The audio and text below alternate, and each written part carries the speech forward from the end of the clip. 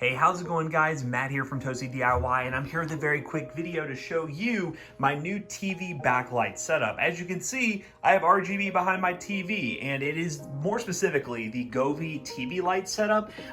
What you have here is basically an RGB strip kit that is, well, fancier than your traditional RGB strip kit. What I could have done is bought like a cheap RGB strip, plugged in via like USB power, put it behind the TV and called it a day. But this setup right here uses this little camera to basically pick up whatever's on the screen right here and change the colors of the TV in correlation to what's going on the screen. So what I'm going to do is pick up my handy dandy Prime remote right here and play this beautiful Toasty Bros video, and you guys will see what I'm talking about after this ad. So as you can see, the lights are actually changing in correlation to what's going on the screen. Once we go to another scene here, you'll see the lights change. But this is a really cool feature that can be customized within the Govee app. They've done a really good job creating an ecosystem that is super easy to set up and also is very customizable from any sort of smartphone. So as you can see, the lights do change. It adds like a different level of depth to your viewing experience. It makes it a little bit more entertaining. And also when you're watching, let's say, a movie, you get some reactive lighting to like big explosions, big events going on screen, and it makes for a really cool experience. There are a bunch of other modes you can use. Like one of the modes that I have used before is it's sound reactive. So when there's sound, it will react to the sound, but that seemed to be very like spastic. It was like really crazy and wasn't a huge fan of what that actually looked like. So I ended up opting more for the reactive mode with this camera because, well, I mean, it's a camera. I literally have to put this camera right here and use it. I might as well use that feature,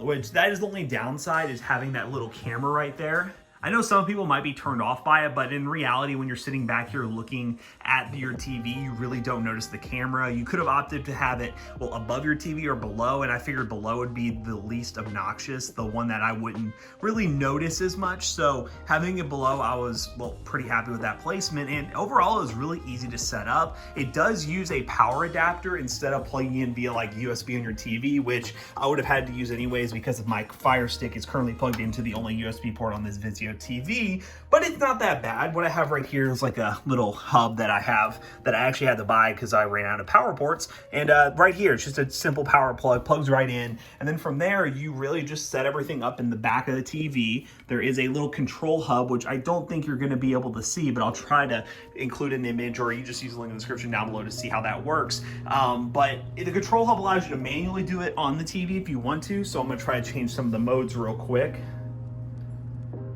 Here's just a static color mode, so if you really just want to have, well, yellow as the backlight, there you go, you have that. Or you can use the sound reactive mode, which I talked about. Well, actually, this isn't sound reactive. I believe this is the, well, just kind of random mode, which, as you can tell, there's a lot of animation stuff you can do with these lights, and it makes for a really interesting viewing experience. But overall, I think they're a pretty cool purchase. I bought them on a whim because I just wanted to buy something cool. They are expensive, though. They're around $100 for lights, which, again, for lights is pretty pricey. But if you're somebody who really wants to spice up your living room TV setup or have like a home theater setup, which I need to improve on mine, I really want to get a sound bar and things like that, I mean, you really can't go wrong with this light.